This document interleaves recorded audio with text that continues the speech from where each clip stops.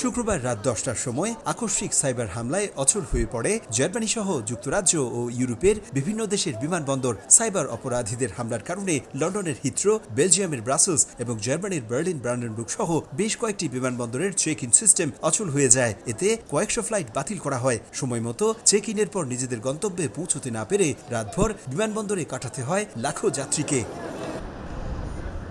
হামলার পরপরই এক বিবৃতিতে বিমানবন্দরের সিস্টেম পরিচালনাকারী প্রতিষ্ঠান কলিন্স এয়ারোস্পেস জানায়, প্রযুক্তিগত ত্রুটির কারণে সেবা ব্যাহত হচ্ছে। তবে পরে স্বীকার করা হয়, সাইবার হামলার ফলে চেক ইন ও বোর্ডিং সেবা সম্পূর্ণ বন্ধ হয়ে যায়। যাত্রীদের কাছে ক্ষমা চেয়ে সংস্থাটি জানায়, এর প্রভাব পড়েছে একাধিক দেশের এয়ারলাইন্স ফ্লাইট সূচিতে।